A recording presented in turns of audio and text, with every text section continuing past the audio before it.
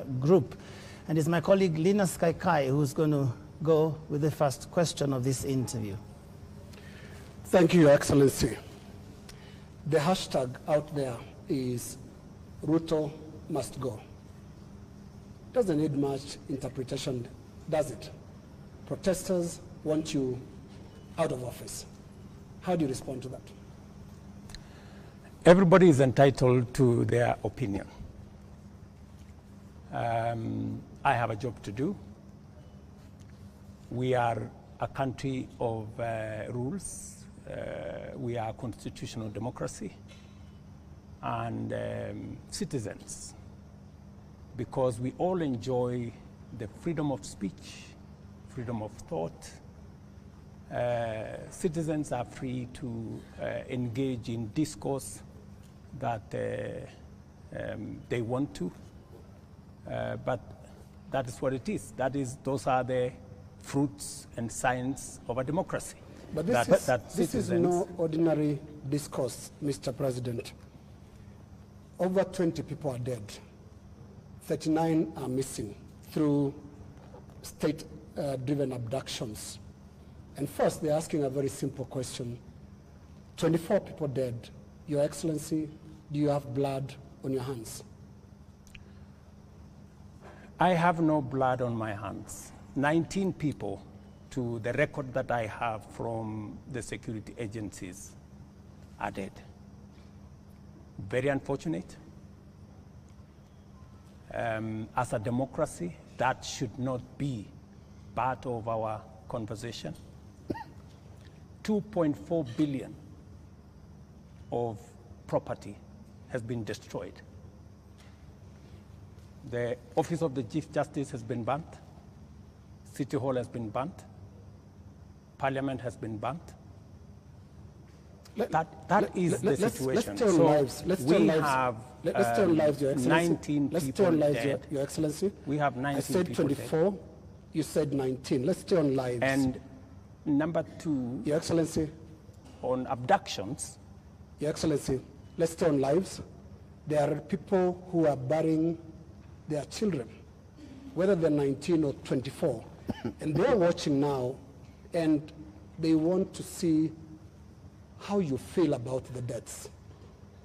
Give us your feelings, Your Excellency. Let me tell you. And we could give examples, Your Excellency. There is a 12-year-old boy, Kennedy Onyango from Rongai, whose mother narrated how his boy was basically just going to get books for his schoolwork. There is Rex Masai, who was shot in the middle of the street in Nairobi. And these are real human beings. Don't you feel a sense of responsibility for what is going on in the country? Let me tell you the following. Any life that is lost is something that must bother anybody, beginning with myself. And it is the reason why I have told you that when I came into office, I said three things. Number one, I said there will be no extrajudicial killing in Kenya. That's number one.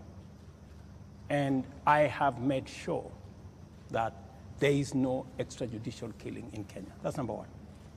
Number two, when I came into office, I said I want an independent police service.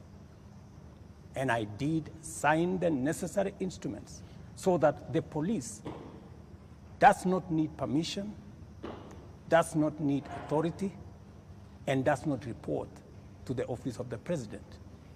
The police operational, financial independence, I have made sure that the police don't have to ask me, don't ask anybody.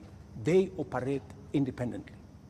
And number four, it is true that children got into situations that they became victims of the demonstrations.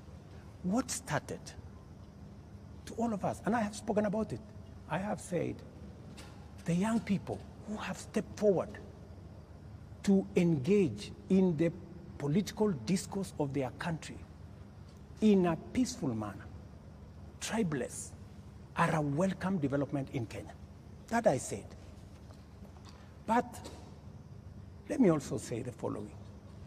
These great young people who have stepped forward to prosecute their agenda, the affairs of the country, I am certain that they did not ban parliament.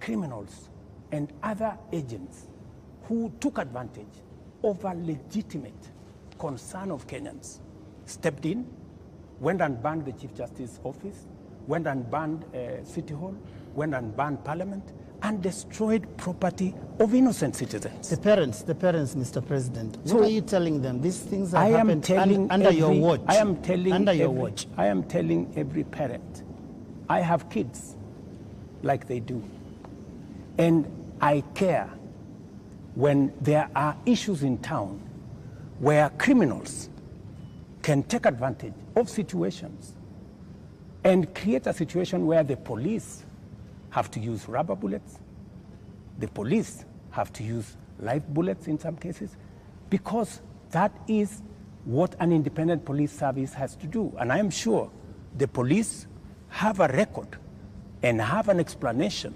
for every incident that they were engaged in. And here is the incident, Have they Mr. given President. you- have they Just a given moment. you- Here is the incident, Mr. President. This boy, 12-year-old, took 8 bullets into the body of a 12-year-old boy. What would you tell the mother of that boy? That boy is alive, right? No, it's not. Kennedy Onyango died. He's dead. So he's the one who died. Yes. So you're not talking about the person who was shot with rubber bullets, No. No. yeah? Shot with bullets 8 times. Let me tell you, Yeah. in Gong, this is the situation in Gong, right? In Gong, there was an incident where the police were overpowered by criminals. They took a firearm from the police. They used that firearm against people. And one policeman had to shoot this fellow who had hijacked a gun from a policeman so that not to endanger the lives of more citizens. It is among the 3 people. One of the criminals is among the 3 people who was shot by the police after they overpowered the police and took the bullet and took the gun from the police and used it against innocent citizens. I cannot confirm to you that this is not the man that shot the child, but investigations are going on and we will get to the bottom of it. Mr. President, I am telling the mother of this young person that I, as president, will make sure that finally I will give her an explanation of what really happened and make sure that we bring this to a situation where, like her, like myself who have children, she too can be, her child can be accounted for. Mr. President, the Kenya National Commission on Human Rights is the one that has accounted for 24 bodies lying in morgues. And those bodies, the records show that these people either died in hospital and while undergoing treatment for gunshot wounds, or they ended up in the morgue in the last 2 weeks with gunshot wounds. 24. These 24, Mr. President, are you saying that the security agencies have told you that these 24 were criminals, that these 24 were armed, they were posing a danger to the police officers, and that is what necessitated the police to use live bullets on them? Because the circumstances for the police officer to use a live bullet is clear, even in their own code of operations. It is when the life of that police officer is in danger, or when somebody else's life is clearly in danger, and the person who's endangering that person is armed. Were the 24 armed? Did they pose a danger, a direct threat to the police? 2 things. The same Kenya Human Rights Commission Kenyan National Commission. Kenyan National Commission. The government agency. Yeah, the government agency. Yes. Told the nation that there was a massacre in Githurai and 20 people were killed in Githurai. Were 20 people killed in Githurai? Really? The Kenya National Commission on Human Rights does not have records of 20 people killed. No, in but Githurai. that's their statement. It is a statement that is public, you know. So the same Kenya Human Rights, Kenya Commission, Human Rights, National Human Rights Commission, told the country a blatant fake news falsehood that there was a massacre. This 24 is also... Let me. You ask me a question. Allow me to answer. Yes. That's what they told the country. So an organization that can tell the country without verifying that there was a massacre in Githurai. In fact, BBC, on that account, went to investigate in Githurai. And of course, you have read, BBC has said there was no massacre in Githurai. Mr. President, there was one person who was shot by the police. Let me answer. Yep. So, an organization that is as reckless as to say there was a massacre when there was none, now is telling us there are 24, the police are saying 19. We will find out where the numbers are. Okay. But that is the credibility of the organization that you are telling. Mr. President, that may well be. Let me also... My question, just on Mr. that President, issue, just so was that Eric can follow up. the people who died, yeah, that's where I'm coming. were they a danger to the police? That's where I'm coming. Are they the criminals that you're talking about? Let me tell you two things. There will be an investigation on how these 19 Kenyans died. There will be a clarity, an explanation for each and every one of them. I have told you one situation where somebody accosted the police, took over the firearm, started to shoot at people, endangering the lives of many other Kenyans. He was shot by the police. There is a situation in Parliament. How did the invaders in Parliament? They invaded Parliament and went straight for the armory at the Mausoleum. They went straight at the armory at the Sergeant at Arms office. Those are the investigations that we will get into, and a proper explanation will be given to the country. Are weapons lost? What I am saying... Are the weapons at the armories and the Mausoleum and inside Parliament? That is why there will be an investigation of how these armories were attacked and how did these people know that there was an armory in Parliament? Mr. President, you may not believe the Kenya National Commission on Human Rights, but surely you would believe your own deputy who has said there's been a return to extrajudicial killings and abductions, contrary to what you and him promised the people of Kenya. Let me tell you, I am the president, and I speak for the government of Kenya, right? And so this is what I'm telling you. I made 3 commitments. That I will make sure the police is independent. And I did that on my first day in office. Number 2, I said there will be no extrajudicial killing in Kenya. I have kept my promise. Number 3, I have told you that if there is any arrest by the police, that does not amount to an abduction. In my very honest opinion. Let's pause for a moment, Mr. President. And I just want us to go to that video over there, which will play on air, and let's pause and watch it together, Your Excellency. Let's watch this video. Sell them to the people of Kenya. There are enough intelligent people in Kenya to differentiate what is good from what is better and what is best. Ni jambo mbaya sana kama tutatumia askari polisi.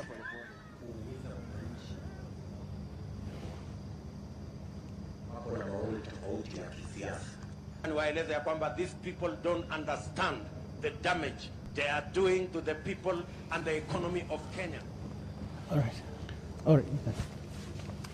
Yes, the video in contention here was recorded earlier today. Yes. That of former MP Alfred Keter being abducted in broad daylight.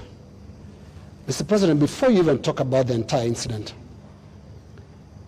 The children were screaming, and a sound that we believe belongs to the wife was also heard, screaming in distress. How does that make you feel? Three things. I have told you, I made a deliberate decision to make sure that the police operate independently. That's number one. Number two, I have told you, if the police summon Linus Kaikai, and Linus Kaikai refuses to go to the police, are the police not entitled to come and look for you? When the police come to arrest you after they have summoned you and you didn't show up, is that an abduction? So let's have this as a confirmation. That no, I'm just asking you. Let's have this as a confirmation, Your Excellency, that Alfred Keter was summoned by police. He refused to the police respond have to the issued a summons. statement. I would suggest, instead of us having a back and forth, the police have released a statement. Can you check what the police have released, the statement?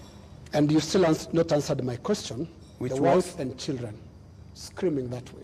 I mean, how do you feel, Your Excellency? I mean, my friend, every child, every mother feels the same when their parent is under attack. I mean, that is what it is. But let me ask you, what about the children? What about the children of those who have lost their lives because of the criminality of others? Don't they feel the same? So we just need to be a country of the rule of law. Impunity cuts both ways. Those who respect the law must be protected by the law. Those who do not respect the law must face the full force of the law. That's how it operates. That's how we will have a society. Here is the same way we must condemn excessive use of police powers, but we must equally deal firmly and decisively with criminals who put the lives of other Kenyans in danger, destroy property of hard-earned earnings. There are many people, Linus, in this demonstration that have lost livelihoods, that today their children are crying. Today their wives are in tears because they don't know how to face tomorrow. Mr. President, their businesses have been wiped out. Yeah. Their incomes have been destroyed. I have just told you 2.4 billion shillings worth of business has been destroyed. And today, as I talk to you this evening, there are families who have tears. There are families who do not know how to face tomorrow. And I've asked you very specifically, President, how do you feel about those tears, especially those who have been killed by police bullets? It is horrible. It is horrible. When you find a situation where people are grieving, whether they are grieving because their parents have been arrested, or they are grieving because their hard-earned earnings of many years, monies there, I have on my phone, people who are saying, I borrowed money. My whole loan has been wiped out. My whole barbershop has been destroyed. My whole hardware has been looted and burnt. And they are in tears. So I must equally work with the police to protect all these citizens. And it cuts both ways, Linus. It cuts both ways. Using the rule of law. Absolutely. Let me take you to just step by step. Absolutely, the rule of law. The rule of law says. The rule of law requires the police to investigate a matter, to, when they have sufficient evidence, present that to the ODPP. The Director of Public Prosecutions takes people who are culpable to court. That's the journey in the rule of law, Mr. President. In the case of 39 people who have been abducted, and the abduction here, we're using it deliberately because of the manner in which the people have been arrested, like we've seen in the case of Alfred Keter. Others who've been picked up from their houses in the middle of the night. and they are held incommunicado for more than 24 hours outside of what the rule of law says. And then they are not taken to court, so they are not charged with anything. That is outside of the rule of law. So in one instance here we are saying we are not following the rule of law. In the second instance, Mr. President, you have people who were unarmed, like in the case of Rex, who was shot in the middle of the night, unarmed, who have been shot by police and they've ended up dead. 24 of them. You say 19. That again is extrajudicial because there is no justification that has been produced to show that there was justification for the police to use the excessive force. So basically we are showing examples where the rule of law, which you promised to uphold, which you also set and said, this is what the police has been doing. And you said, Mr. President, as you took office, that the problems with the police service also are going to the top, the leadership of the police service. And you promised the people of Kenya that you're going to hold the police to account outside of the rule of law and accountability, which comes to your desk. Are you holding the police accountable for 39 people abducted, for 24 people killed, for 627 people arrested and not charged, for 431 people injured by live bullets, rubber bullets, tear gas canisters, police batons? Latif, as I have told you, we must operate within the parameters of the rule of law. And I agree with you. The police must never act outside the framework of the rule of law. They must do that which only the Constitution and the law allows them to do. And it is very clear that any operation of the police outside the parameters of the law, the police will be held to account.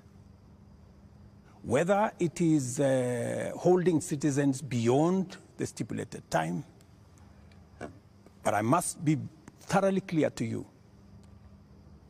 When police arrest somebody, there is a constitutional timeline which they are allowed by the law to hold that person. 24 hours. That does not amount to an abduction. 24 hours. In my opinion.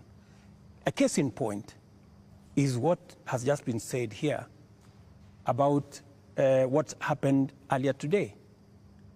And you guys clearly said in this conference that it was an abduction. I mean, it's just clear now that it is not an abduction. They're not This is an arrest. And the police have come forward to say, this is the situation, we have arrested this person, and it is just good for us to all of us follow the law. And I agree with you, the police must act within the law. But let me ask you one question also, Latif. I have never, in this conversation, which is now 20 minutes in, are you guys bothered about the fact that Parliament was burnt? Are you guys concerned that millions of businesses, of Kenyans, hardworking Kenyans, were destroyed? How do you feel? But it all how do you feel? It all happened under your watch, Mr. President. No, but this is at the end of the day, this is why we are saying you sought to keep us safe. We must be even. You know, we must be even. The police have a difficult job. They have to make sure the peaceful demonstrators are protected. But they also must make sure that the criminals, and when you say criminals, you know, when I said the other day criminals, many people took offense that I was calling the demonstrators criminals. That's not. Families of the dead, Your that is not. That's a lot of offense. Family of Rex. Rex was killed in a week when the protesters were very peaceful. The first week of these protests were peaceful. We saw protesters carrying placards and water bottles. Water bottles. Rex was killed on his way out of work. Let me. How do you feel? I mean, let me tell you when they hear you say criminals.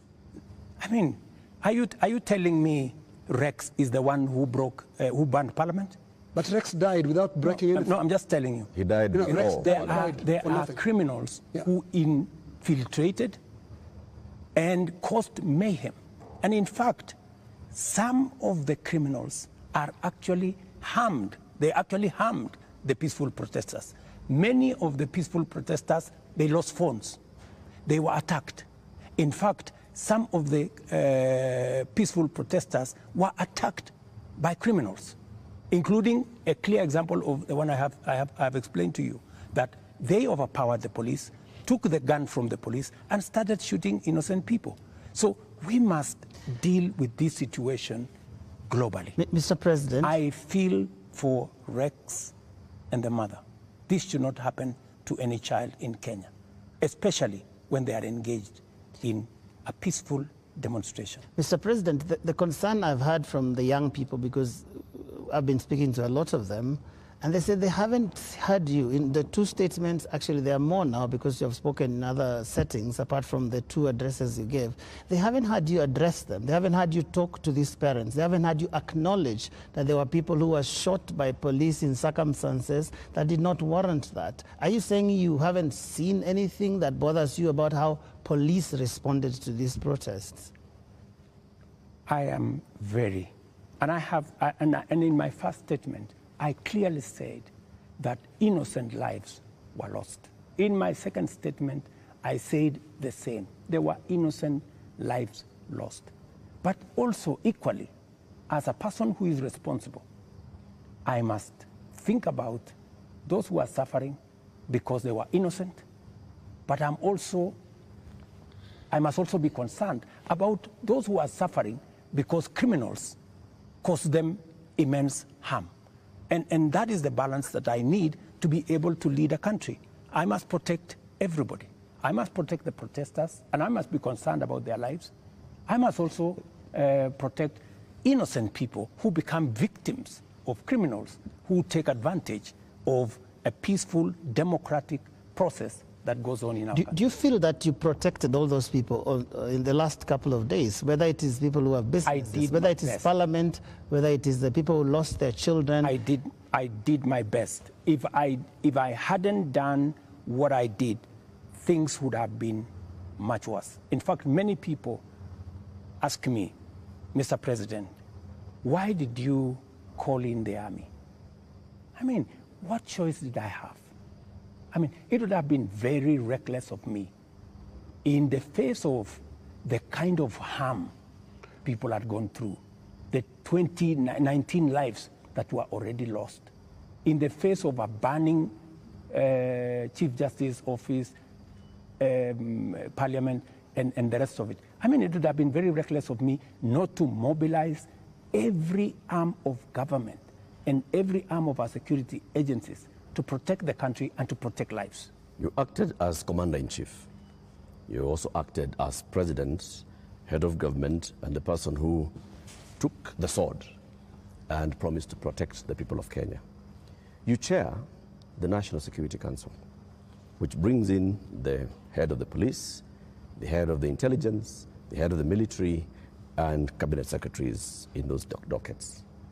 Did you have information prior to Tuesday that there was going to be infiltration of the peaceful demonstrations by the criminal elements that you've talked about more than once?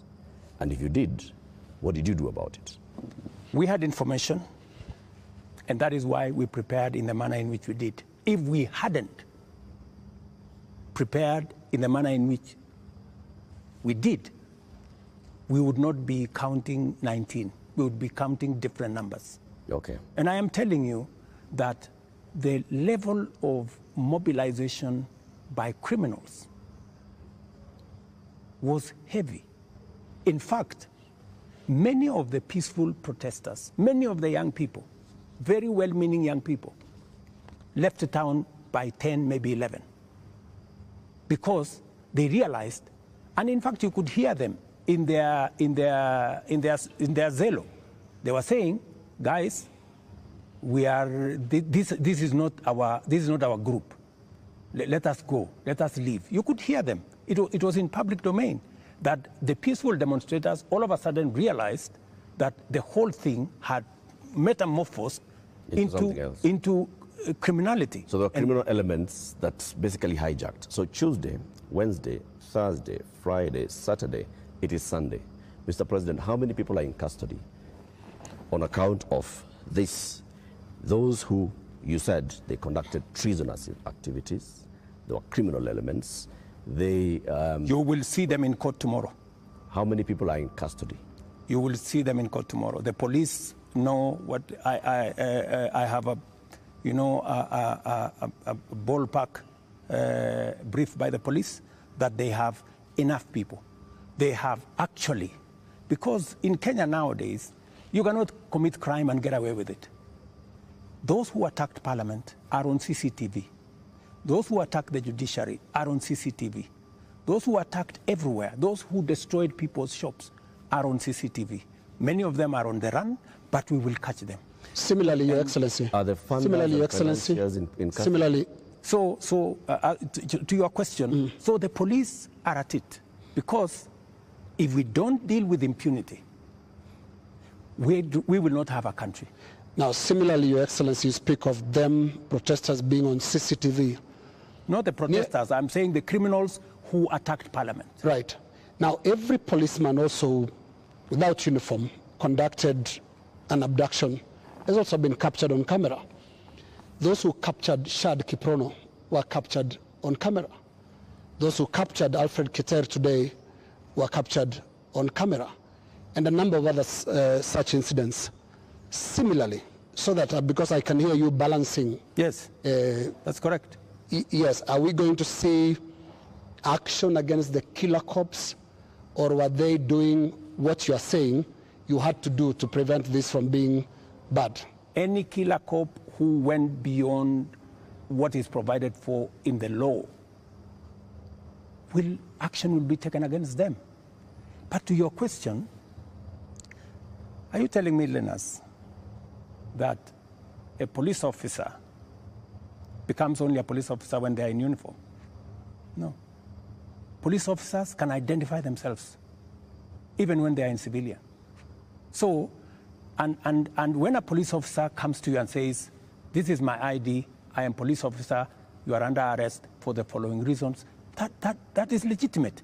You cannot tell me that because they were in civilian, then what they did was wrong. And you know that's not what they do. And that's not what they did to Alfred Keter or Shad Kiprono. Were you there?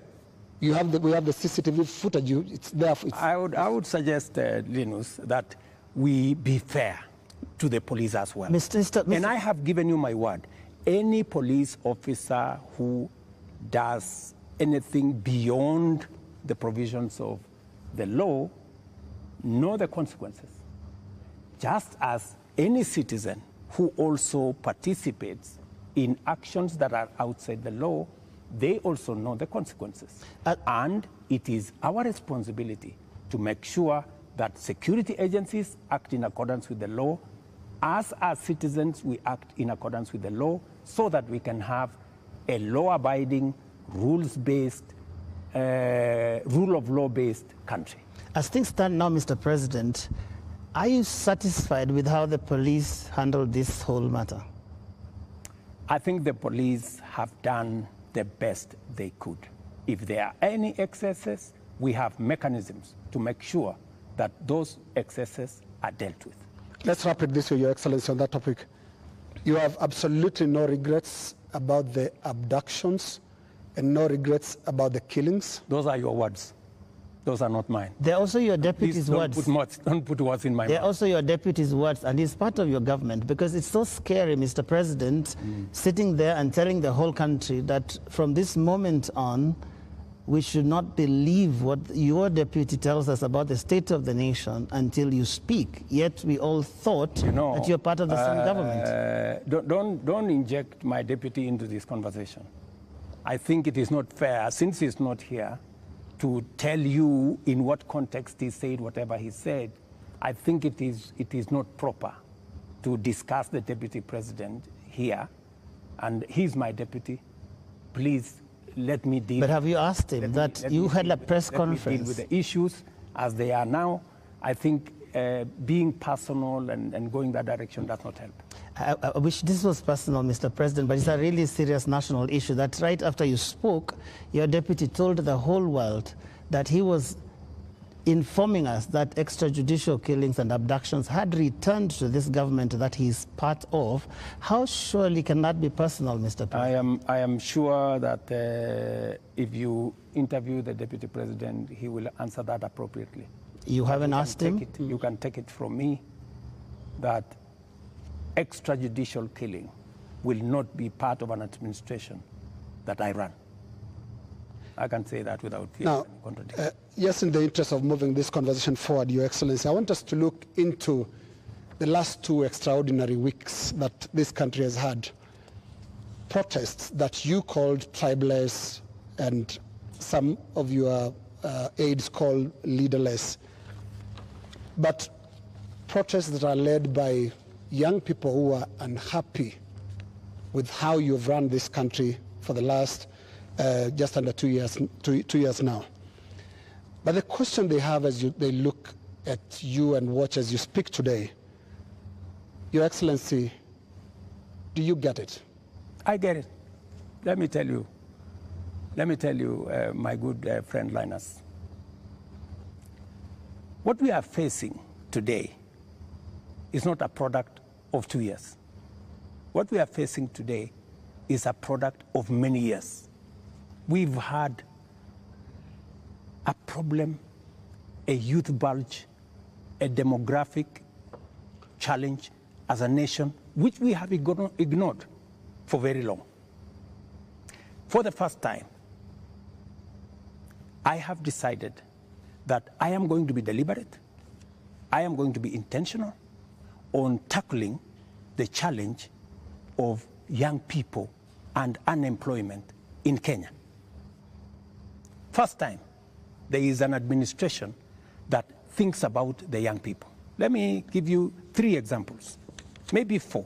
Well, let's keep it within the 2 weeks, please. No, it's okay. It's the 2 weeks. Yes. But don't look at the 2 weeks in isolation. The young people we have in the street did not happen in the last 2 weeks.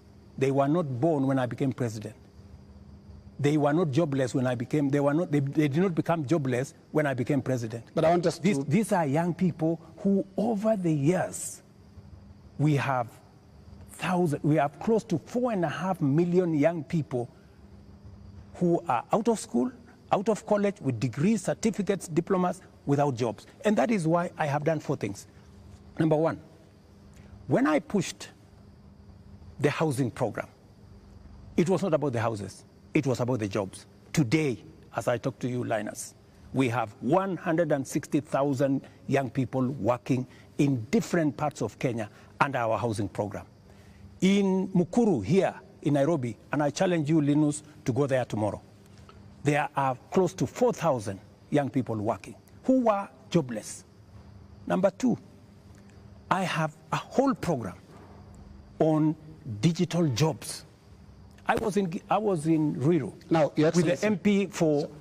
just allow me. Allow me to interrupt you. No, allow me. There are risks on both ends of this interview. No, you told me about Your Excellency, the young people. To talk about the last 2 weeks.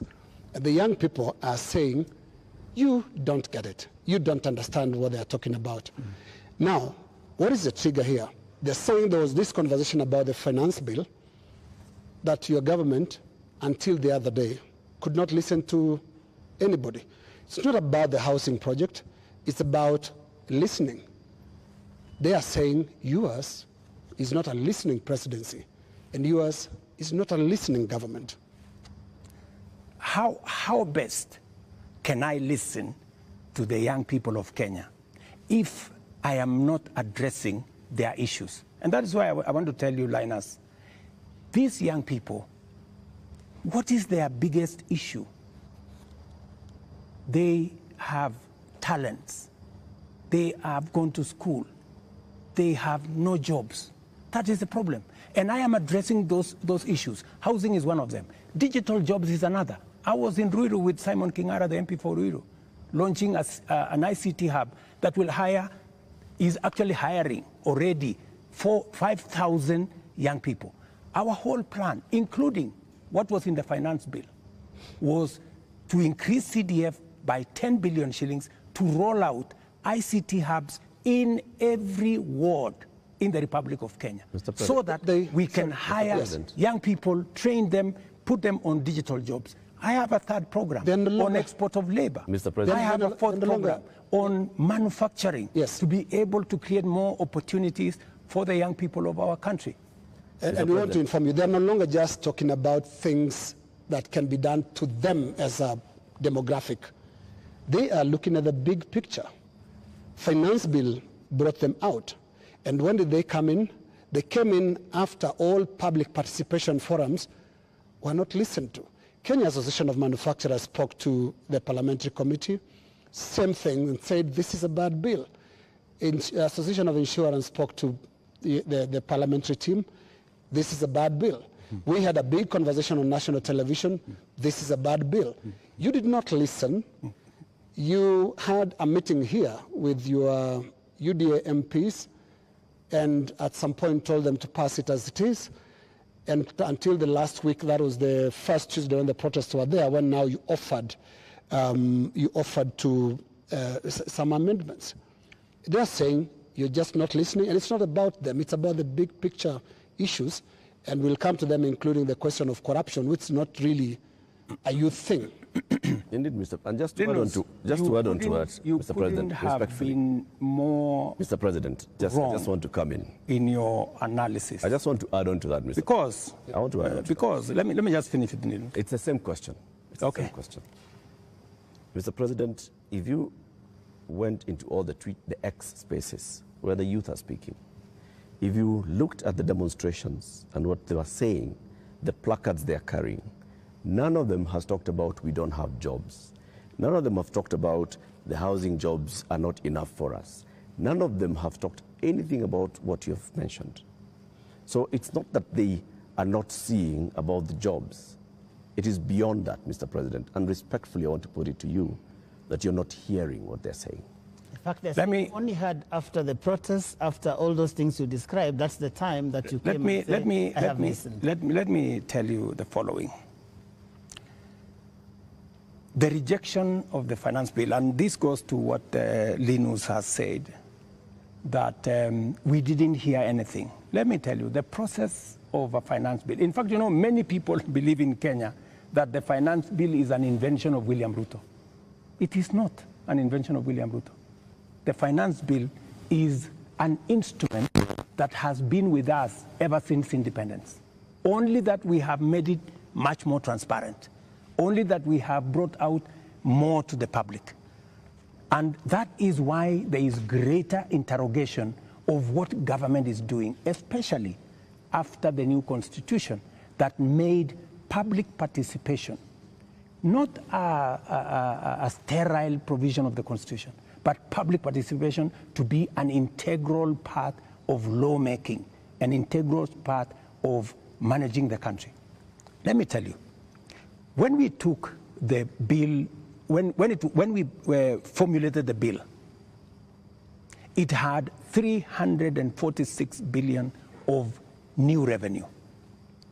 When MPs went out to the public said, we don't think this is good. We don't think this is good.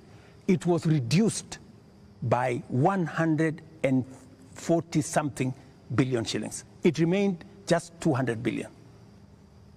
Doesn't that amount to listening? No, it doesn't. That the public said, reduce this by... No, it doesn't, no. Mr. President. And that's why I said reject it. Just wait. No, we are talking about listening. Yeah. Just relax. We're talking about listening, okay? So the public said, reduce this by 146. We sat down, we cut down the areas, we reduced it to 200. What went into the space was the people who wanted to mislead the public, to say, oh, you see, in fact, everything you have been told is still there, this was not removed, these people are not listening, these people are not listening. And let me tell you, my good friend Latif, we have dropped the finance bill. Yeah? What does that mean? It means we have gone back almost 2 years. It means that this year we are going to borrow 1 trillion shillings to be able to run our government. That's what it means. I have been working very hard to pull Kenya out of a debt trap. Mr. President. Let me just allow me, because you know we need to contextualize this finance bill. It is easy, Joe. It is easy for us as a country to say, let us reject the finance bill. That's fine. And I have graciously said we will drop the finance bill, but it has huge consequences. It means we will not confirm the JSS teachers, 46,000 of them.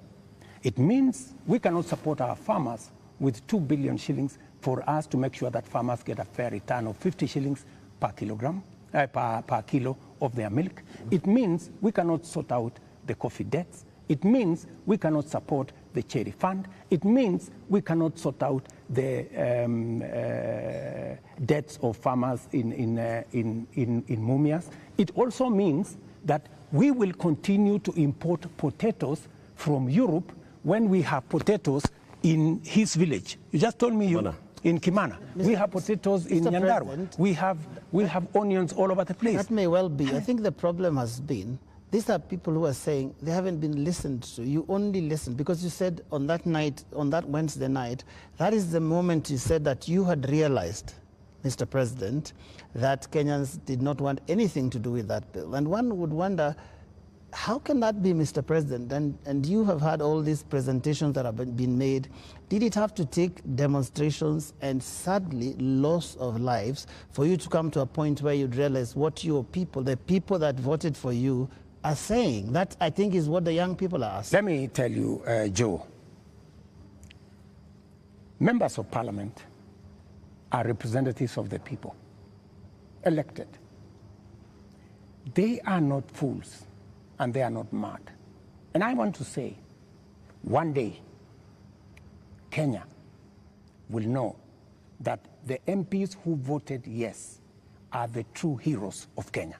Those are the people who saw the opportunity for us to unchain our country from debt trap and take our country to the future. Let me tell you, Joe, and I want to say this to the people of Kenya, that my plan was to make sure that in the next 3 years, maximum 4 years, we have a balanced budget, where Kenya is not the country where we are today. Let me tell you, gentlemen, and I want to tell the people of Kenya the following. We are in a very difficult financial position. This is something that the people of Kenya must understand, and that is why I am happy that we have a crisis. This crisis will help us be candid and speak to each other properly and contextualize where we are. We raised this year 2.3 trillion from our taxes. Of that 2.3 trillion, 1.1 trillion went to debt financing. 1 trillion went to salaries. What did we do? We had to go and borrow to pay the counties. We had to go and borrow to fund our education. We had to go and borrow to fund. Now, the funding gap we have done with the finance bill going down is that instead of borrowing 600 billion, we are going to borrow 600 billion plus 346 billion. That is close to 1 trillion. And let me tell you, my good friends, and I want us to be honest with ourselves. This is not how a country will get to a status where we are proud of our nation. This is not how we are going to. This is not how we are going to grow. And that is why, Linus, this situation, this crisis is a very important inflection point that we can sit together, assess, let us agree. And I have no problem. Let us agree. Yeah. Do we continue borrowing? And let me give you the statistics. When in 2013, Linus, just allow me 1 minute, please, with a lot of respect. Okay. In 2013, the debt stock of Kenya was 1.8 trillion. For 10 years, that increased 5 times to 11 trillion, 10 point something trillion. We built a lot of roads. We connected a lot of electricity. We did many things in 10 years. But we were doing it on debt. Today, we don't have the luxury to borrow because we have reached the limit. And today, let me finish. Today, all the money we borrowed from 2013 is maturing. That is why the biggest challenge that we have as a nation is that we are spending 1.1 trillion every year of taxes we collect from ordinary Kenyans to pay debt, and not the whole debt. That's interest alone. Yeah. Interest principal comes to 1.8 trillion this year. So, my good friends, and yet you want to tell me, William Ruto, don't collect domestic taxes. Go borrow more money. No, Mr. President. That's what they're saying, President. And What is the alternative? Yeah, and I just wanted to come to one. No, what is the alternative? Just help me there. Yeah. Because there are only two things you can do. Either you raise money from taxes or you borrow, period. There is no magic here. There are Kenyans, Your Excellency, right now who do not listen to all that. Yes. They are not interested in that. That's okay, but that's the reality. But I need if you are not, if you do not want to listen to reality. Your Excellency, hang on, Your Excellency, because I need you to address a very important issue here. And that is one of a trust deficit. There are Kenyans who watch you, Your Excellency, and I don't know whether you are aware that they don't trust what you say. They don't believe what you say. Are you aware, Your Excellency, for example, that a lot of Kenyans increasingly don't associate the truth with you? That is your assessment because you have never associated the truth with me from the beginning. No, there's quite a number of Kenyans. No, I mean, that is your assessment. We asked people before we came here That this is your evening. assessment. Yeah. And many of those that responded to me directly and to even our platforms, on KTN News, on Spice FM, on NTV, on Citizen, and we were asking them, what question should we ask the president this evening? And the one thing that many of them were saying is, when will he stop lying? So it's not Linus. Can he tell us the truth this time? Let me say the following. I told the people of Kenya that I would reduce the prices of fertilizer from 7,000 to 2,500. I don't know how that is a lie, because they buy it at 2,500. Okay.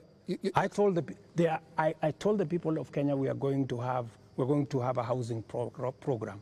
A housing program is underway in Kenya. I can tell you, Linus, that whether you believe me or not, facts will not change. Yeah, and facts are not changed by who says it. And allow me to step back a bit, Your Excellency. And facts are very stubborn. Allow me to step back a bit. Yes. And what I'll do is we'll play clips, just a little combination of clips of yourself speaking not too long ago, and I want us to listen to that. I'll stand out of the way because you said it's me that doesn't associate the truth with you, and I would like you to respond to yourself, to the clips that we are going to play. But you see, Linus. Let's watch that, Your Excellency. I think, Linus, yeah. You don't bring clips that are in a biased way. You know, you select maybe something that has not happened. No. Can you be fair and select clips across the board? What I said and has been done, and what I said and maybe has not been done. So let's watch that. Maybe you can watch that. Waeleza ya kwamba these people don't understand the damage they are doing to the people and the economy of Kenya. Kwa hii taxes wanaongeza usiku na mchana. Na mimi nataka niwaulize watu wa hapa Manga, tafadhali, mkiona tumesimama hapa mbele yenu, tunawaambia ya kwamba tutengeneze hiyo serikali inakuja ambayo inaelewa lugha ya mwananchi wa kawaida. If you have good ideas Why do you need the police? Why do you need blackmail? Why do you need intimidation? If you have better ideas, sell them to the people of Kenya. There are enough intelligent people in Kenya to differentiate what is good from what is better and what is best. Ni jambo mbaya sana kama tutatumia askari polisi kuumiza wananchi wasio na hatia, eti kwa sababu wako na maoni tofauti ya kisiasa. I agree with that. It is not fair to use the police to harass citizens who have a contrary opinion. And that is perfect. That's what they're accusing you of. I still believe that. That's what they're accusing you of. But you don't tell me that... What is the problem with Alfred Keter? Yeah. Is that a contrary opinion? No, it's not a contrary opinion. I mean, the police have said why they arrested him. It is not because of me. I didn't give any instructions. I didn't even know what was going on. Let me tell you, Linus, I am a very clear-minded person on what I say. When it is the police, I have said, many of the people who opposed me, many of the people who were very scared about what I would do when I become president, even the people who did worse things against me, I have never gone after them because I don't believe in settling political scores using the power of state or using the police. Let me also say the following. When I talked about the taxes that I was addressing in the campaign trail, it was very obvious that when at that time we were in subsidies, that did not make sense. It is because I removed the subsidies and I changed and put production support. That is why today the price of unga has come down from 240 to 100, because I changed the model. I changed the configuration, and it is giving us results. But are you aware, Mr. President, that the thing, perhaps apart from now the police brutality that people associate you the most, is the issue of taxes? I'm sure you know the name they call you. You've actually talked about it even yourself. This guy that they want to come down. Let me tell you, my good brother, Ageo. When I came into office and I assessed the situation, and it was no longer possible for us to borrow money, I had to be honest with the people of Kenya. I had to tell them we have two options, right? And even as we imposed taxes, we explained, we made sure that there was adequate, elaborate public participation on what it is that we were trying to achieve. And let me tell you the following. I have done the best that I could globally.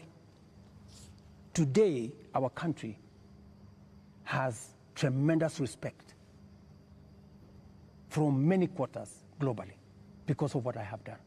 I have raised the profile of our country. Today, I was in Narok, and the tourism numbers in 2022, 1 million tourists. In 2023, last year, 2 million tourists. This year, by God's grace, we will get to 2.7 million tourists because of the profile that I have done for the country. I know somebody will say that, that there is no truth in that, but call the tourism sector. They will tell you themselves that all hotels in Kenya today are operating 80% upwards, which is a new phenomenon in Kenya.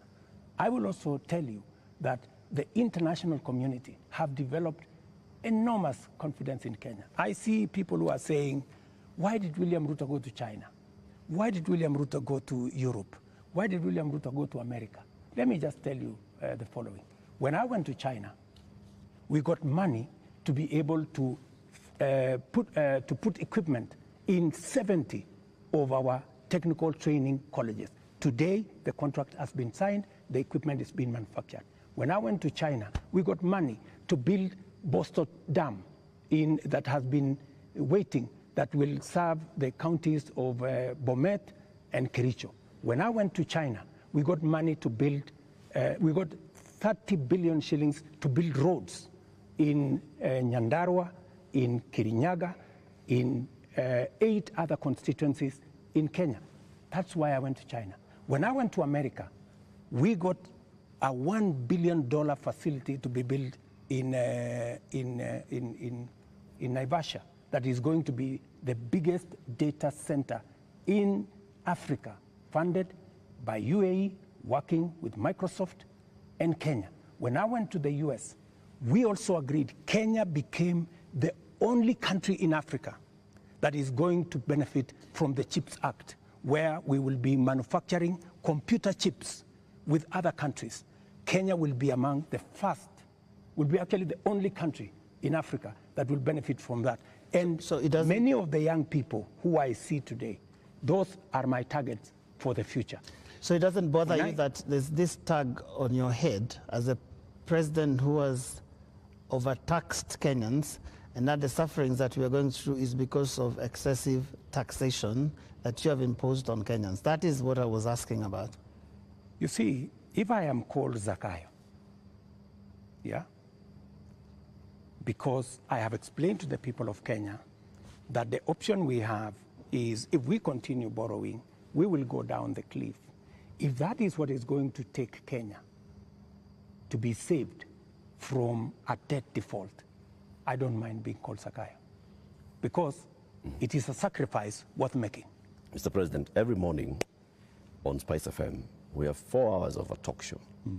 And many times we ask people, even those who come to the show, to tell us what is it that the nation is saying when we are seeing people out on the streets. And many of them, even when we said that we're coming, you have invited us to come and have this conversation this evening, they said, tell the president that he's tone deaf. And we ask why and how. And they say, when William Ruto took over as president, he took over a budget of 3.2 trillion shillings. He went to Parliament and he said, Honorable Speakers, I believe that this budget is too high. We should cut it by 300 billion shillings. So you believed barely 1.5 years ago that you can run the country with 2.9 trillion shillings. Barely a few months, you went to Parliament and requested to spend 3.6 trillion shillings. This year, you went to Parliament and initially requested to spend 4.2 trillion shillings. And what do they see in return? They see extravagance in government.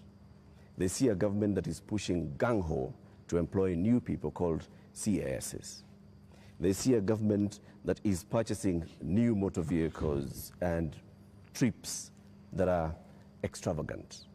They see opulence with those that are close to the president appearing in public carrying wads of cash. They see condescending attitude from those who serve in this government when they're asked, why are you spending? And they respond the way they respond.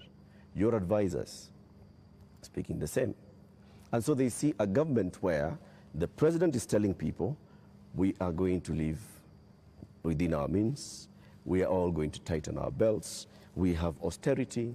They end up with their children not going to school because for months JS teachers are on strike. They end up with, right now, 91 days where clinical officers have not been to work. 91 days, Mr. President.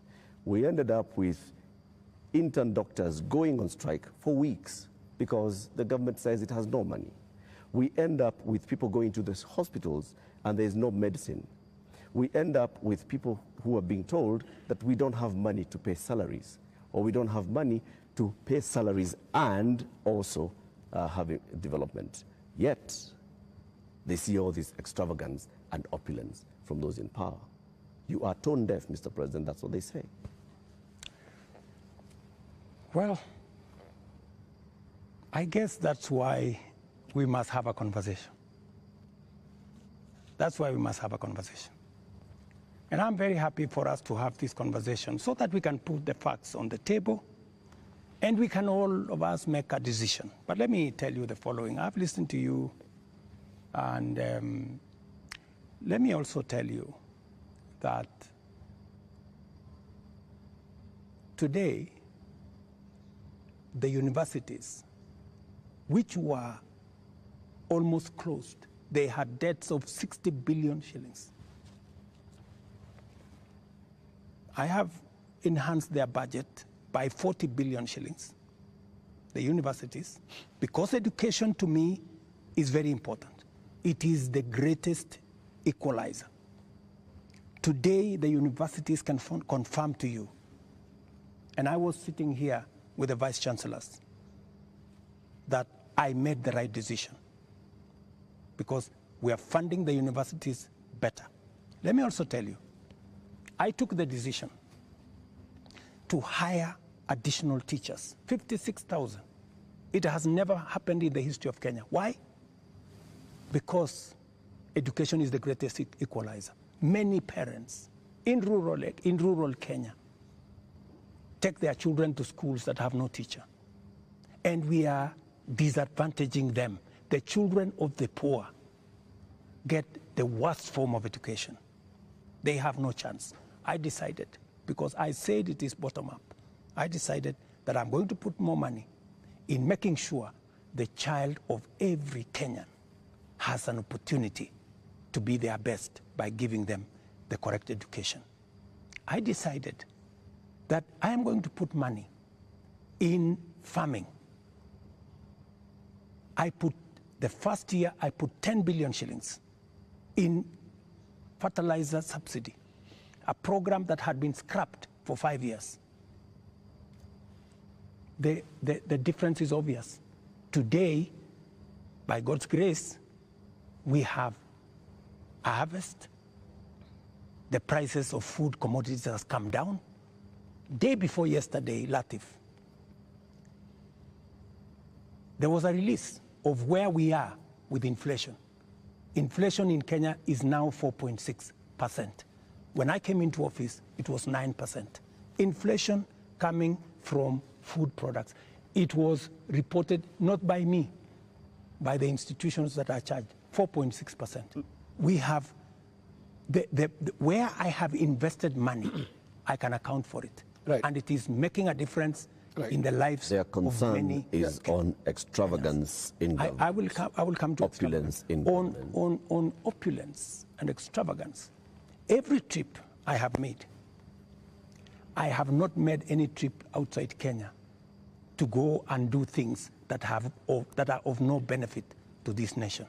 I can account for every trip that I have made outside our nation, whether it is on projects or programs or investments, or even the profiling of this country to put it in good standing for us to attract investment. In fact, the Nairobi Stock Exchange, which was almost closed, was rated the best in the world.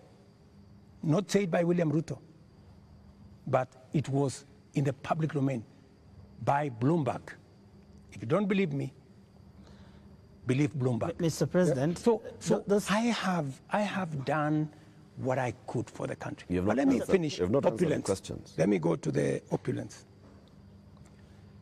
And let me be very clear that the display of insensitivity is a statement that has come to me, and is a sentiment that has come to me, and you will see something very different going into the future, whether it is coming from my staff, whether it is coming from this office.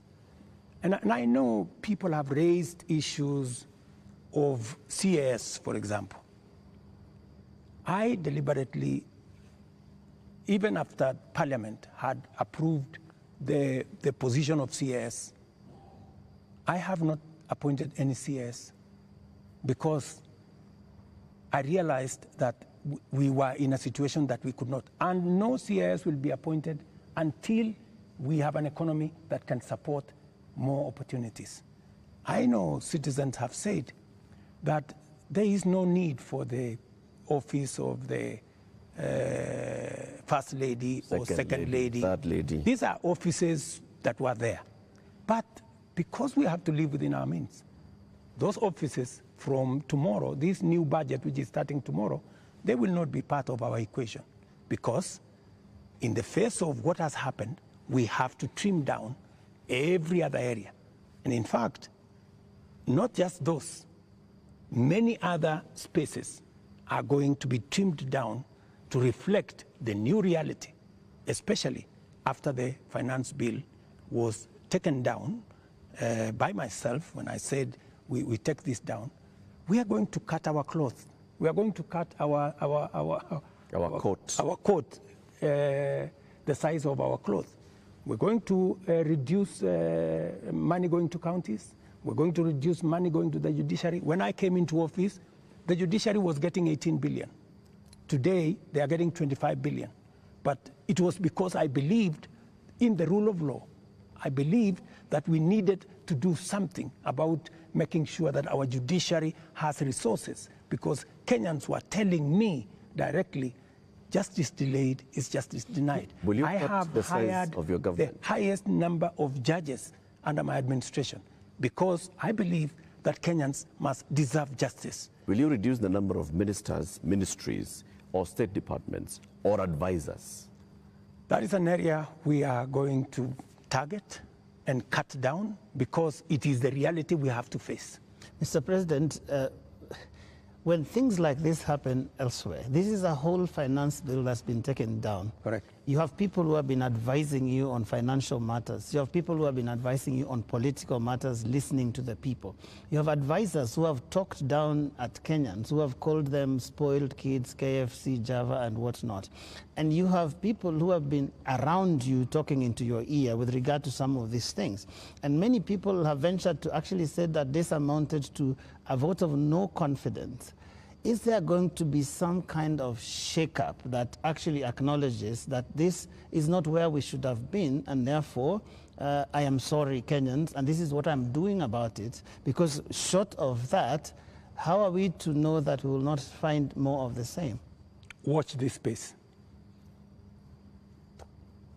There are those who have said, now that clearly there are many people who have lost confidence in Parliament, there are those who have lost confidence in you, that maybe the way to regain the legitimacy is to go to an election.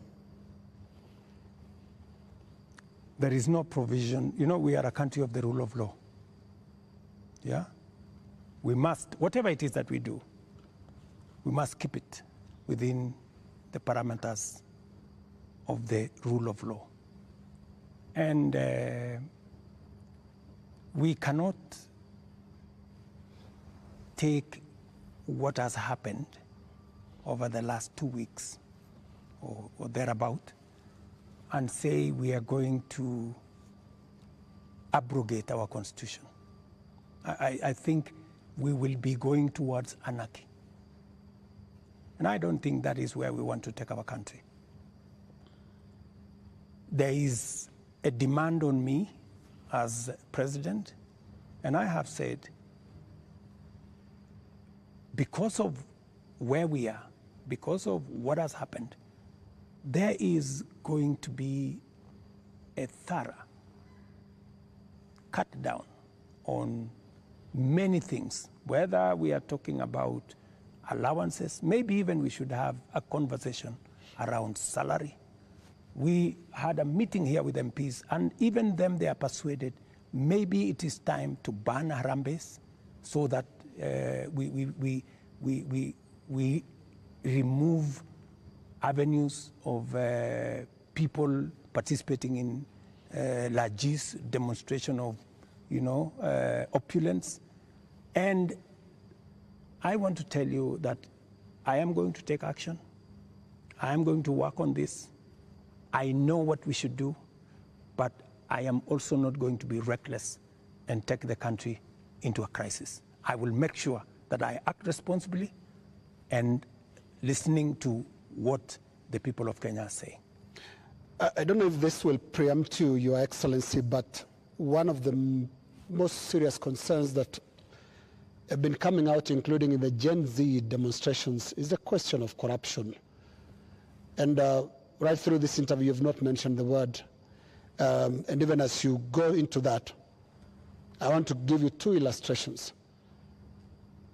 Kenyans dealt with or encountered the problem of fake fertilizers, and you never took action against your cabinet secretary for agriculture. Before that, we had the scandal around the importation of edible oil, which, Your Excellency, we don't know where the edible oil is to date. I don't think it ever found itself to the market. Again, there is a cabinet secretary in that ministry. And also, what got into the market was condemned sugar. And when we look at all the information around these three cases, these are people close to you. They're cabinet secretaries. And so you are unable to take action against them. So why should you be trusted now to act? Because there are those who read and say you are really a hostage of those who campaigned for you to become president. They get away with anything. Three things, Linus. We hadn't reached the question of corruption. So don't unfairly accuse me that I have not spoken to it. I am ready to speak about it. That's not number one. Number two, I fired the CEO of KEBS when the sugar thing came up. Number two, on fake fertilizer, the minister, Mithika Linturi, was taken through a process in Parliament. The CEO of National Cereals Board, the general manager of National Cereals Board, and other 7 members of staff are in court as I talk to you. The people who signed the contract, they are in court. You spare big fish and roast the small fish. No, let me just finish. Yeah. Because I need, Linus, you know, I am a fair person, and I am a believer in the rule of law. Even though I may not like you, but I must respect that there is a due process.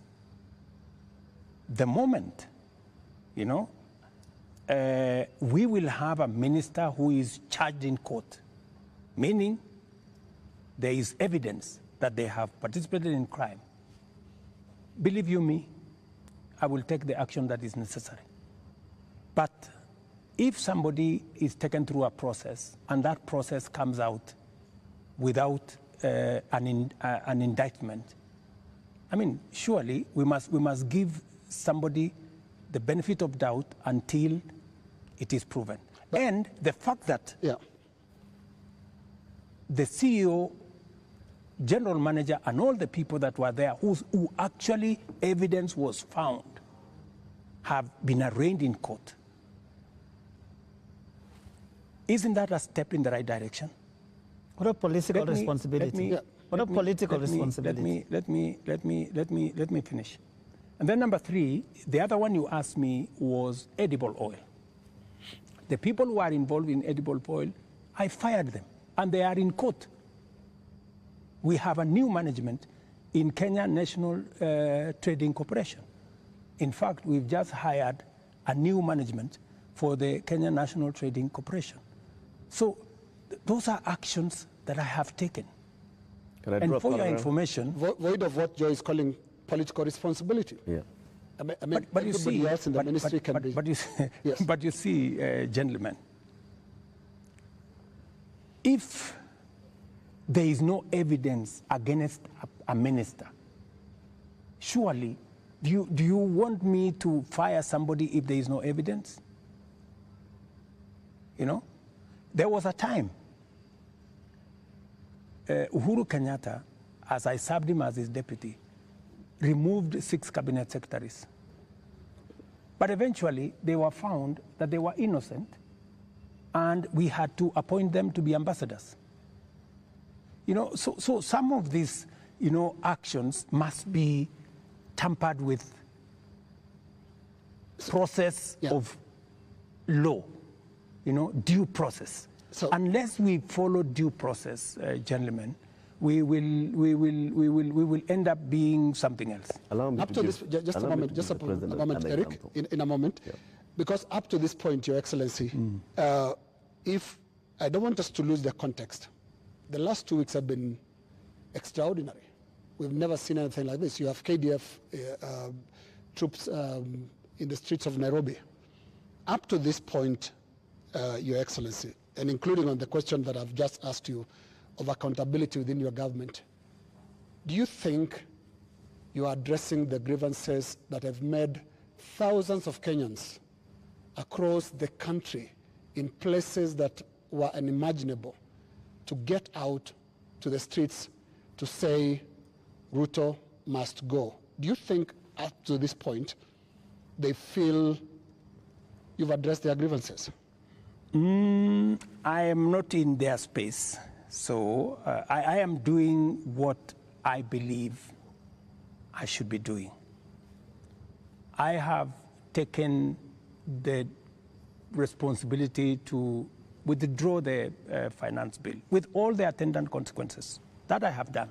I know what it means, and I know where it takes the country, and it is not a simple decision for me to make.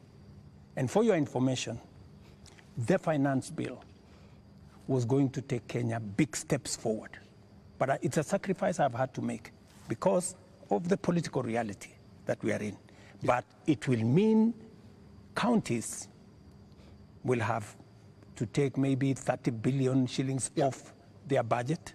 It means we have to reduce CDF by maybe 10 billion shillings. It means we have to rethink about what to do with JSS teachers. It means we have to put on the freezer. We wanted to hire another 20,000 teachers because there are kids who do not have teachers. It means we have to work on our UHC program. We thought we would upgrade, for example, Linda Mama. You know, we thought we would upgrade Linda Mama. Here's something, Your Excellency. But it means we have to hold that, and it means many things. Just hold on, what else do you want to hear? You are speaking outward, but looking at the grievances, they're also asking questions inward from you, Your Excellency. And what I can hear from these grievances that have been expressed quite loudly, you said you're not in their spaces. We sometimes get into the spaces to listen to what they are saying. And all they're saying is you cannot be, for the next 3 years, the president that you've been for the last 2. So what is that you're going to change about? That's why Linus. That's why Linus. That's why we are here. Of course, it's not going to be business as usual with the kind of reality we are faced with now.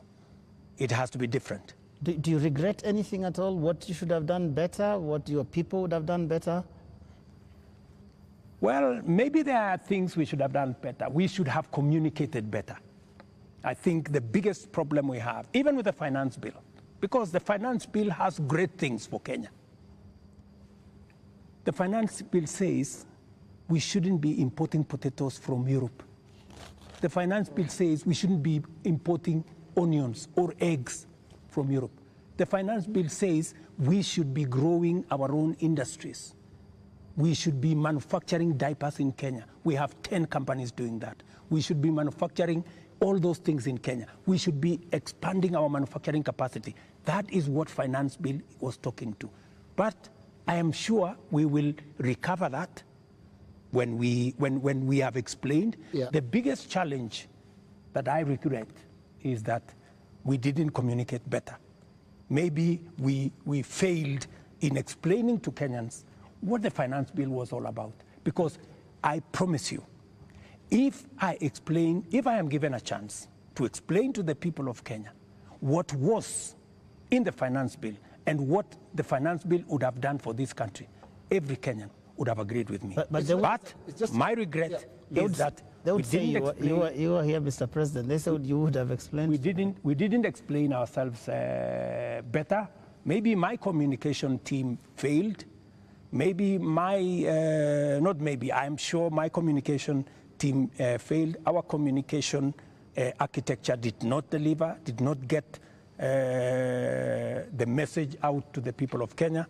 In fact, if you look at what people were saying, they were saying, for example, there is a matter of land on the finance bill. There was no matter of land in the finance bill, not even a single line. And it is on that basis that people rejected the finance bill, and many other things that were not in the finance bill. Now, communication is about words, Mr. President. Let's go to the deeds, because when you see what Gen Zs are doing, for the first time in the history of this country, we've had protests on the altar of the Holy Family Basilica, because the young people of this country are telling you the political culture, which you've been part of having politicians speak in church, converting the platforms into, converting the pulpit into campaign platforms, must end.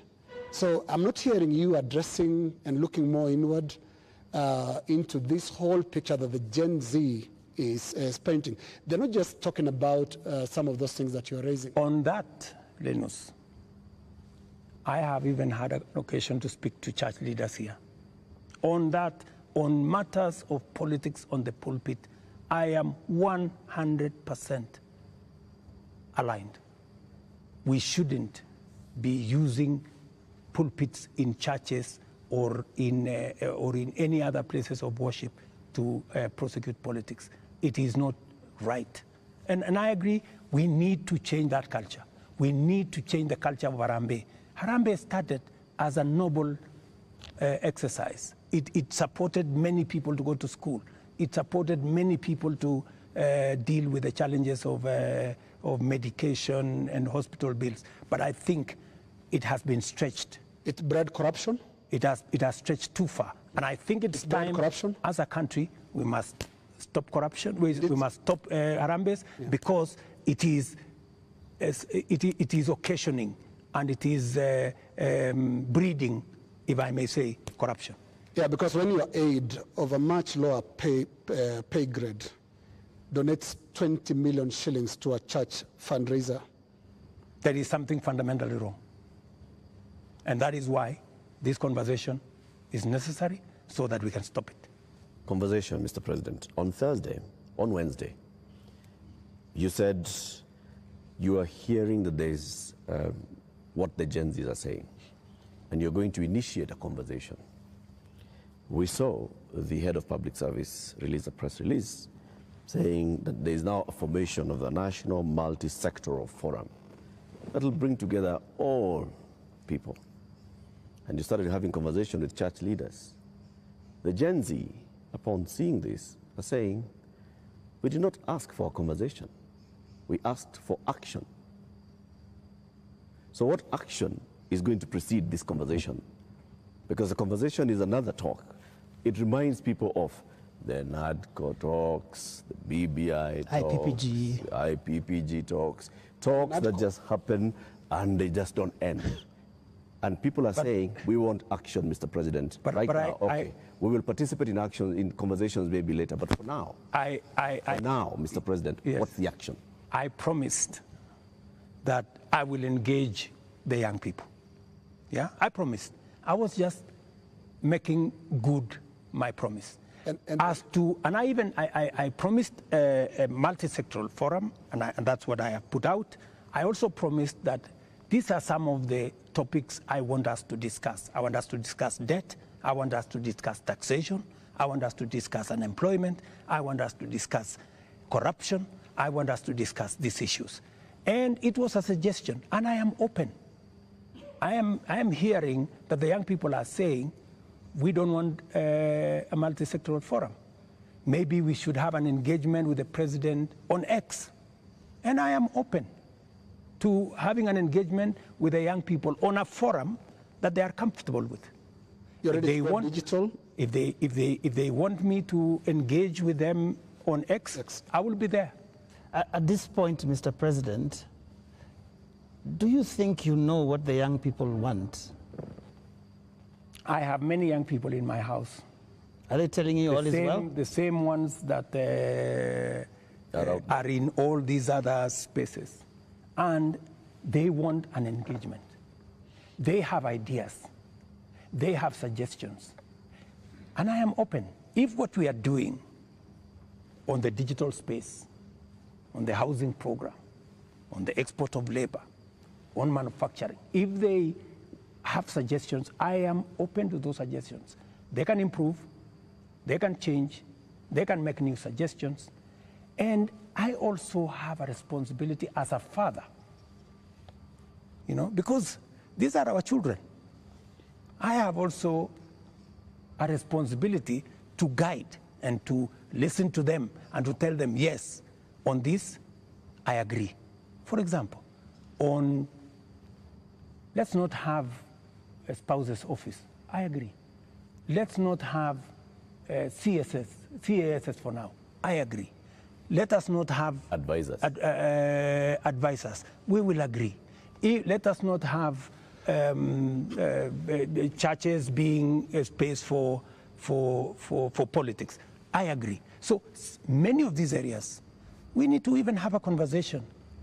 If we are paying 46% of our revenues for salaries and wages, when the legally established space should be 35%. That is why I started a conversation with Salaries and Remuneration Commission. We must deal with the issue of wages and salaries so that we bring them down to 35% and leave more money for our development. That is a conversation I am very happy about. When? Mr. President, it's been 2 weeks. It's been 2 weeks of you saying every day we are going to have a conversation. We just you know what they say on social media? I said they call you the president of tutafanya, tutatenga, tutafanya, tutarudi. No, it is always futuristic. But I'm here. You're saying, but I'm here. We are going to have a conversation. I said within a week. I gave a timeline. Within a week. Yeah. So within a week we will have agreed on where are we meeting. Are we meeting at the X space? I am ready for that X space.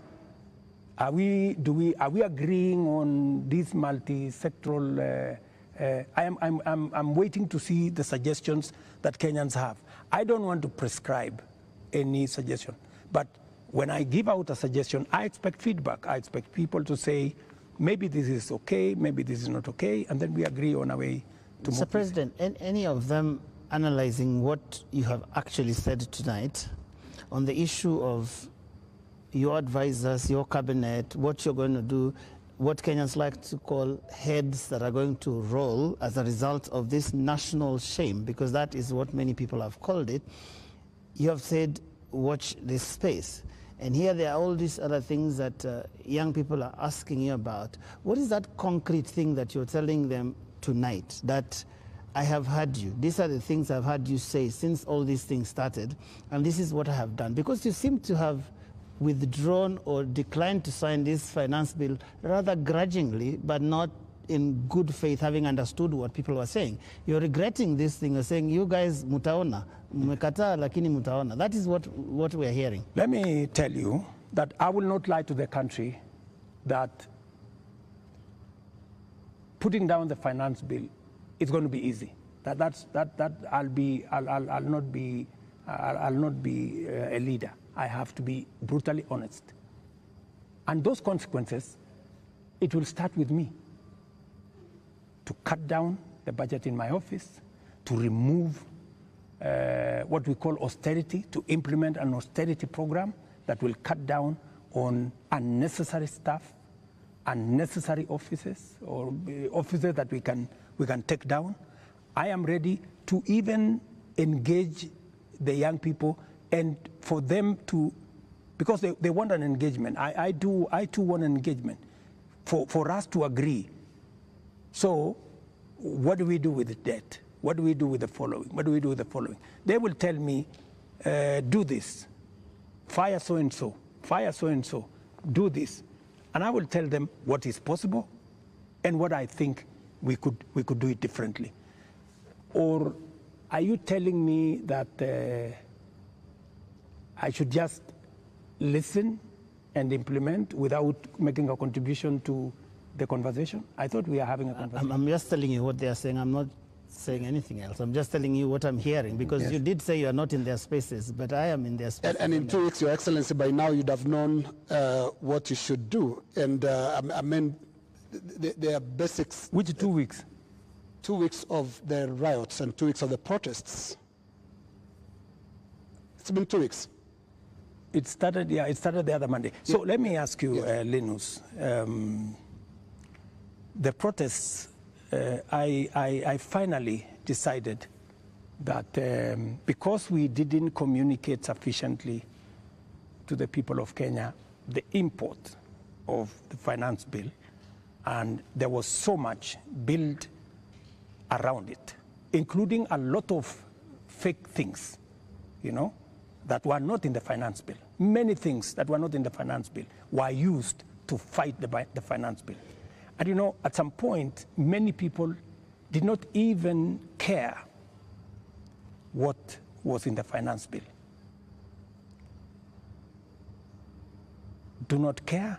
I think, you know, at some point, you know, as leaders, we must stop somewhere and say, we have a country to run. I mean, we cannot be reckless. We must, at some point, stop and say, what are the consequences? Because everything we do has consequences. And we must be careful as a nation to make sure that our country does not go down to the dogs. And believe me, countries, you know, have gone in the wrong direction. And we must be careful. And I don't want to be the leader that took the country in the wrong direction. We must be measured, we must be careful, we must listen to the young people, we must listen to other views and be able to make a carefully well thought out plan for the country out of where we are. Yeah, but what if the protesters are actually saying something in totality about your government, not just about the finance bill? It's not about just the finance bill, is it? Linus, as I have told you, we are a democracy. The people of Kenya can make a decision, yeah? And I am perfectly, you know, alive to the fact that when the people of Kenya finally, the same way they decided to elect me, when they make another decision, we will comply as the people of Kenya. You know, that's what a democracy is all about. You know, people can vote in a government, people can vote out a government for whatever judgment the people have. So I want to be very clear to the people of Kenya that I will do my best to make sure that I tell the country the truth and I take the country forward. And I am committed to that. And I can see Kenya changing. If I had managed to pass this finance bill, Kenya would not be the same. We would take this country to the next level. The kind of investment I have made, the kind of collaboration with many friends that we have done, we would begin to see this country soaring into the future. But all is not lost. Maybe we have taken one step back. Sometimes maybe it is necessary to take one step back to be able to take many steps forward. And that is my thinking of this situation. But surely it must bother you, Mr. President, that 2 years ago you ran such a euphoric campaign with things like Hatupangwingwi, and 22 months down the line, your State House is surrounded by the military. The military tanks, scary as they are rolling on the streets of major cities. And as we sit here today, people are saying Ruto must go. Surely that is such a fast slide. There must be something that causes one to pause and say, how did we get here? What happened here? And one would have expected an earth-shaking statement tonight that tells the country, I get it. Something has shifted in a major way in our country, and I'm also shifting as your president who's listening, and this is the new direction things are going to take. Let me tell you, Joe, I came into office at a difficult time, yeah? We have a combination of coming out of COVID. We have a serious drought that hit our country. We had interest rates that went up everywhere. We went into a very difficult situation. What did many countries do? Many countries went and defaulted. And I don't want to mention countries because it's not right to mention. But Almost 8 countries in Africa went down. Many people expected Kenya to be among the 8. But believe you me, I have carefully managed the economy of Kenya. Kenya is not among the countries that have defaulted.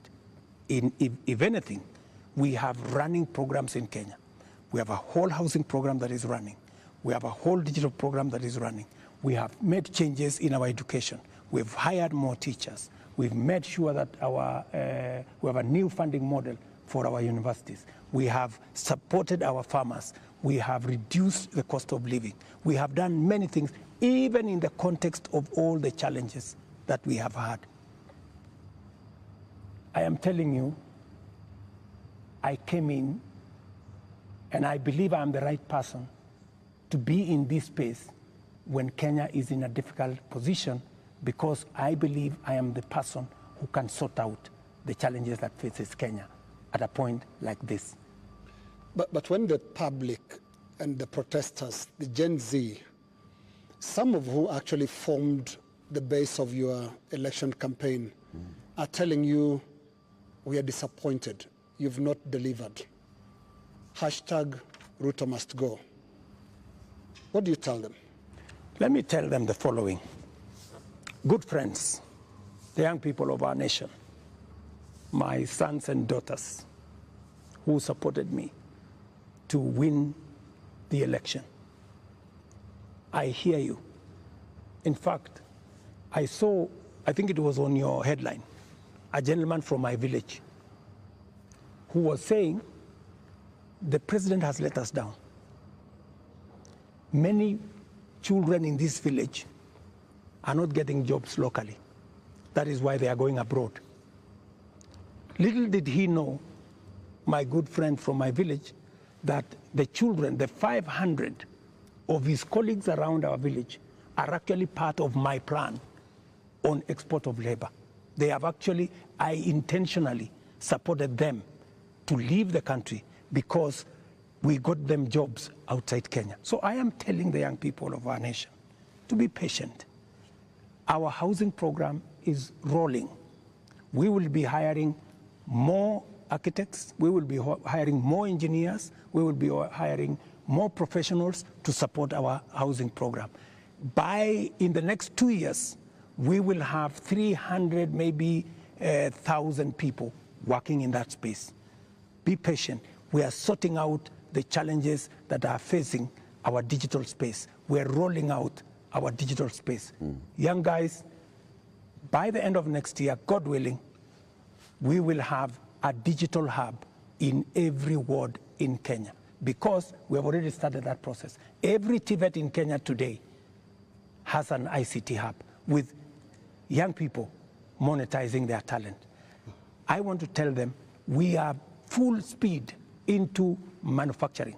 That is why we're saying we're no longer importing clinker, we're no longer importing steel, we're no longer importing clinker, we are no longer importing furniture. We are going to stop importing eggs, we're going to stop importing onions and all this, because we want to promote our local manufacturing to be able to create jobs for them. We are no longer going to be importing diapers or sanitary pads from other countries. They are going to be manufactured here. Mr. President, I have worked with the industries to make sure that we create opportunities for these young people. We're going to work with them to deal with the challenge of corruption. We're going to work with them to cut down on government like this. I am going to make sure that we have a lean government that responds to the reality of where we are as a country. That is what I am telling my good young people. The young people. There's another group of young people. Please speak to them directly. Yes. The young doctors who are in university graduating this year, yes, who are going to look for internship correct, the next year. The young JS teachers who were on strike a couple of weeks ago, who are expecting to be absorbed into full permanent and pensionable contracts correct, this year. The young clinical officers also who are graduating and they expect to go on internship. The other clinical officers who are hired on contract during COVID and other programs that are just contracts, and contracts are coming to an end. I am telling the JSS teachers, I had factored in 18 billion shillings in this year's finance bill to be able to transfer them to permanent and pensionable. Because in my phone, so many of them have asked me, Mr. President, we came in, we had an agreement that we are going to be interns for 2 years, we will move to permanent and pensionable. Although I don't have the finance bill, I want to tell them, give me a bit of time, let me figure this out, how we are going to do it without the finance bill. We had also put 3 billion shillings for the doctors so that we can be able to sort them out, especially the intern doctors and those who we intended to hire to, under our UHC program. I had put 10 billion shillings on the UHC program under the finance bill. That is now not in the equation. I have to figure out, let them just give me a little time. I'm going to figure it out again because I know and I feel and I made a commitment to them that we will do this. So even in the absence of the finance bill, and even as we cut down on expenditure on many other areas, it is still my commitment that we will see what to do with them so that the job they are doing in teaching our children, in treating our people, do not go to waste. Mr. President, we're almost winding down this, but have you noticed that those young people, they actually have worked out the things that they believe you can take out and still be able to do the important things? Because you seem to have this elaborate plan, and I'm wondering where their views will fit in, because you seem to have this all worked out, but they probably don't want all those things. That is why they have figured out. That is why, you know, part of what I told you, Joe, is communicating, you know, and I hope this time round I find a medium where I can engage, you know, and I am ready to go to this place to engage with them, and I want to tell them this is my plan. Okay, tell me how I can make this better. Tell me this is not good enough, you know, change this. Because I have seen some of the demands they have made. They have said that don't hire CASs, and I agree with them. They have said remove the office of the first lady, the spouse of the second lady and all that, and I have agreed with them. They have said a couple of things that we already are in agreement. They have, of course, said some of the things, abolish the office of women rep. I've seen they have also said we should reduce the salaries of MPs to 200,000 or something. Some of those things are things that are not in my power. Those are the things that we need to do a whole of society, a whole of nation approach, so that if we are bringing down salaries from 1.1 trillion to 700 billion, that is something I am willing and I am ready to start with my own salary, going down to salaries of others, so that we can all live within our means. Your Excellency, we're now going to our final questions. And my final question will be about the protests and the deployment of KDF, which you did a few days ago. Now, the Gen Z, millennials, and the online Kenyans that are organizing these protests are promising to be back on the streets on Tuesday.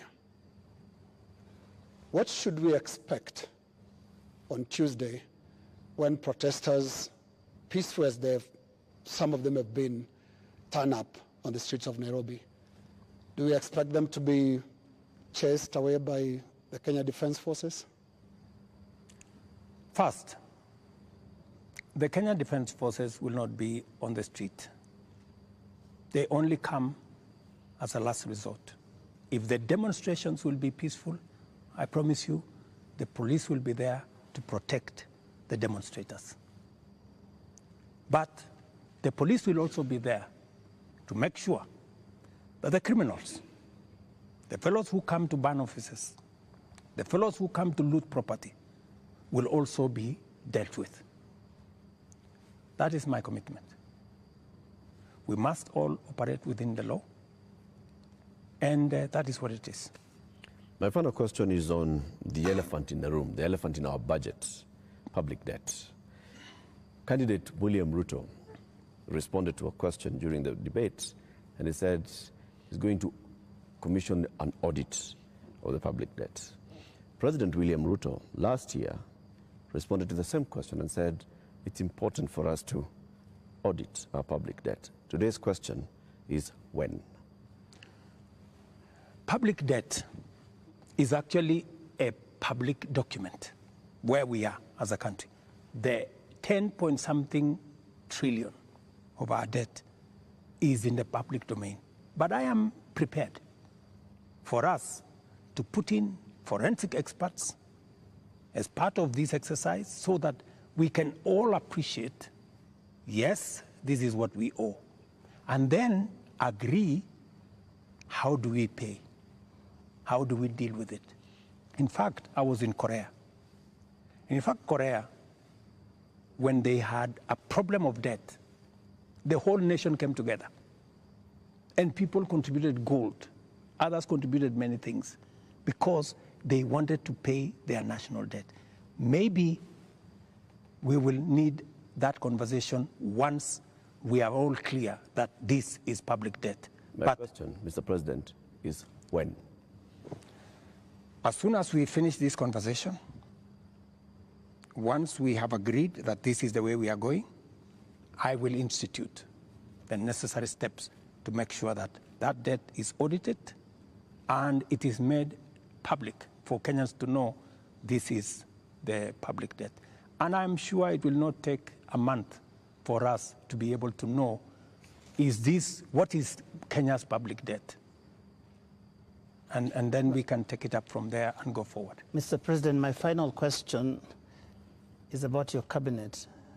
Given the things that have happened, given the questions that have been raised about fertilizer, about edible oils, about sugar and all of that, tonight, can you look Kenyans in the eye and tell them you have full confidence in the cabinet that is currently helping you to run the country?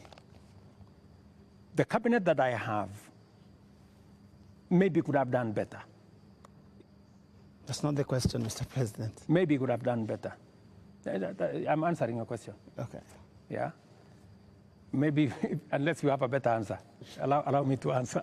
No, I just thought my question was specific, but you can that's go what I'm ahead. saying. So maybe my cabinet would have done better, right? And I am going to do a soul searching on how we need to move forward. All right. Thank you very much, Mr. President, for your time. Ladies and gentlemen, that is where we end this conversation with the President tonight. My colleagues have been Lena Skaikai from Citizen TV, Royal Media Services, and Eric Latif representing KTN News from the Standard Media Group. And my name is Joe Ageyo from NTV. Do have a lovely evening.